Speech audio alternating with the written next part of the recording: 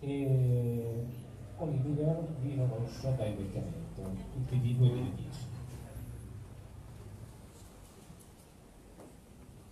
Vale, come ho detto prima, sì, il bus lo sapeva che parlavo del suo fino a poi non veniva, insomma. Sì, sì, sì. Non te la tirare troppo, No, sì, sapete qual è il ruolo che ha avuto Tommaso Bussola in Valpolicella più importante della Parla sua più vita? forte, più vicino, piano. Bene, il ruolo più importante di Tommaso Bussola in Valpolicella è che lui era il portiere del Plum, cioè è un piccolo paesino al limite della Valpolicella, e lui era famoso perché una volta ha preso una palla al Corso dei Pali. Da allora lui è il Tomasin, è un idolo della Valpolicella.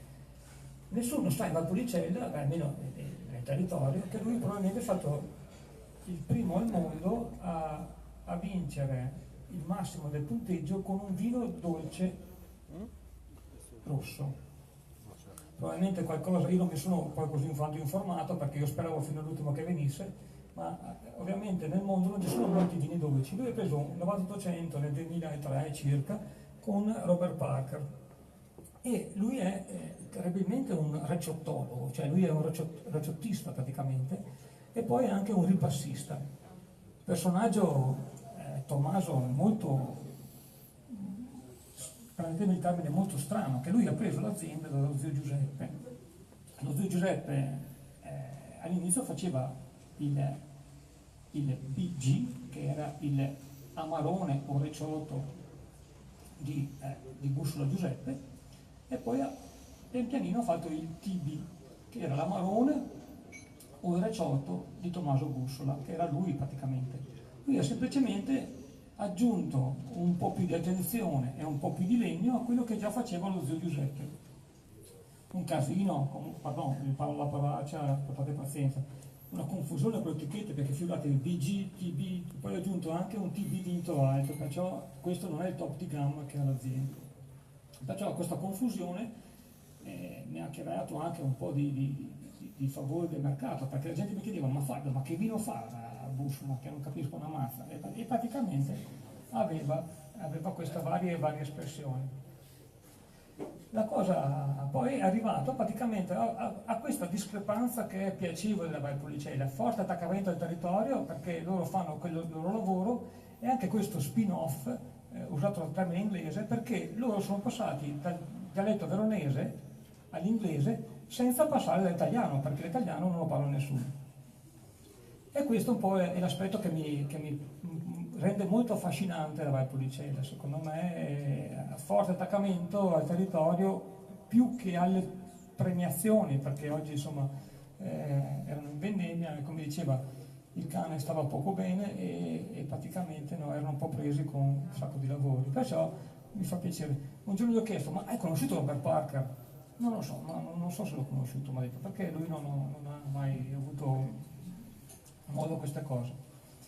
Adesso c'è in azienda un cambio generazionale, che fa il vino è Paolo e chi lo gestisce praticamente nella parte amministrativa è Giuseppe, e bisogna ammettere che Paolo ha dato un certo rigore all'azienda ed è meno, tra virgolette, vedo che Paolo gli ha dato minori guizzi praticamente dal punto di vista organolettico nel tempo, insomma, perciò molto un po' più rigore rispetto alla fase di Tommaso, che era questo genio alle volte, qualche volta incontrollato con esagerazioni, però adesso c'è la forza e anche l'intelligenza e il rigore nel fascino di fare questi vini.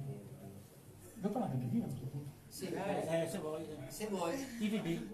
Ok, vabbè, due cose praticamente. Assaggialo magari. Era poco staro. Vabbè, insomma,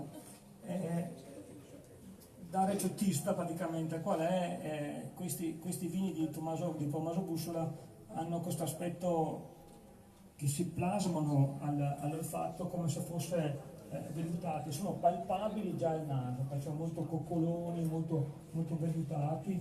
Ha questo aspetto molto speziato di cioccolato, cacao, fondente, e poi arriva anche un pezzo di cocco, un tocco di cocco, che ti dà un tocco di burro che ti dà, che arriva in una fase ossidativa. Ovviamente queste note andranno poi a sparire, perché con il tempo spariranno, perché sono state speziate e poi lasceranno man mano il tempo al frutto prima e al fiore poi, perciò uscirà questa, ovviamente la ciliegia e poi la prugna appassita. In bocca devo ancora assaggiarlo, ma già me lo sbaglio. No, per Lo conosci talmente bene.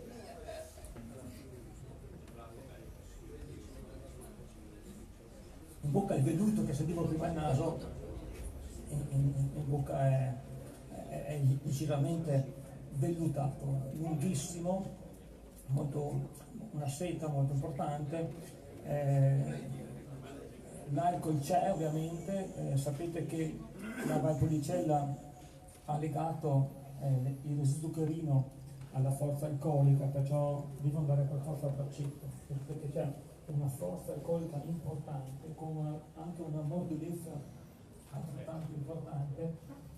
I ritorni sono piacevoli sulla caramella d'orzo, che secondo me è il segnale del territorio. La caramella d'orzo, questa nota orzata, questa nota molto gentile, ma ancora orzo, mi fa sempre portare a queste piacevoli estremizzazioni del territorio.